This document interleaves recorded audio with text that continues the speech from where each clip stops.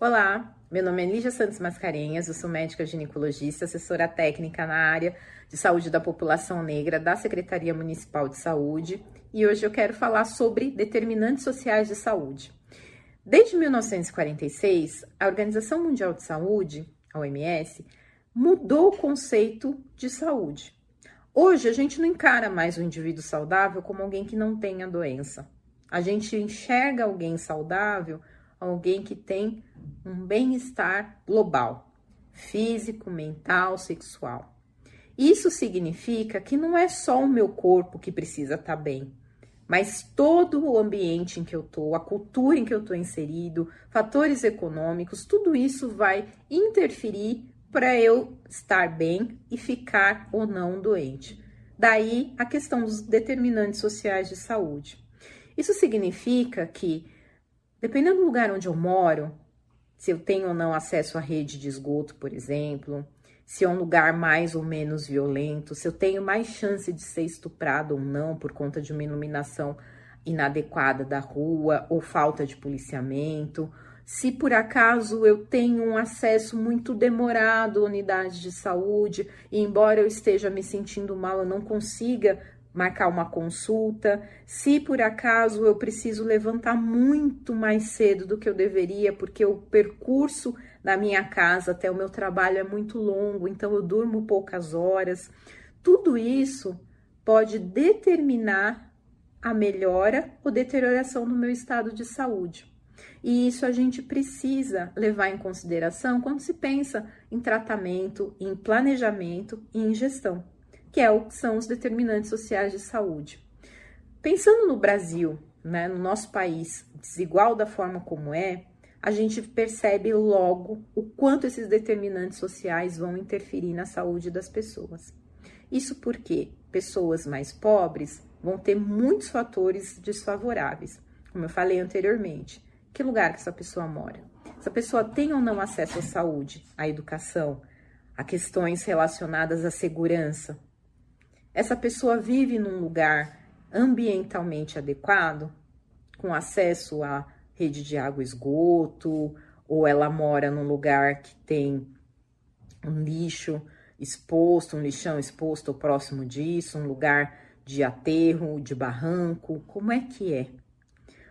Além disso, a gente tem que pensar, além da questão da desigualdade econômica, vamos lembrar também na desigualdade racial, porque quando a gente pensa em pessoas pobres, a gente está falando de uma grande maioria, de uma massa imensa de pessoas negras.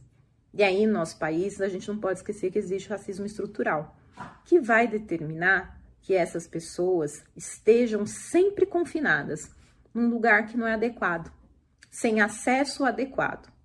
Para usar de exemplo, eu queria lembrar, por exemplo, o câncer de mama. Quando a gente olha os dados do INCA, a gente percebe que existe uma taxa de mortalidade mais alta entre as pessoas negras e uma taxa de detecção de cânceres mais avançados entre as pessoas negras. E por que será que isso acontece? Então, é importante a gente pensar que nem toda doença tem a ver com cor de pele. Muito pelo contrário, a gente faz parte da mesma espécie.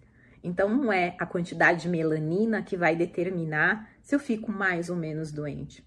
Mas existem pessoas que, por conta de falta de acesso, dificuldade de acesso, por conta de questões de informação ou a falta dela, questões relacionadas a racismo, a dificuldades gerais, podem não chegar até a saúde da maneira como é definido pela Constituição, como é garantido constitucionalmente, como é direito constitucional.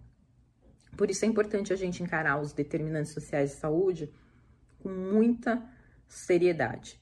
Enxergar que é preciso, sim, tratar de formas diferentes pessoas que são diferentes.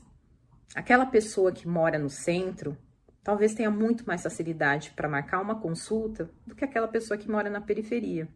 E aí, o que a gente vai fazer a respeito disso? Ter saúde é integral. É olhar para a cultura, olhar para a educação, olhar para o ambiente, olhar para a economia, olhar para o corpo.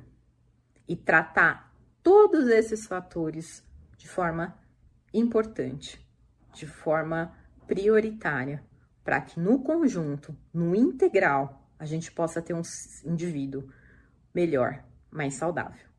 Determinantes sociais de saúde são importantes e precisam ser avaliados constantemente.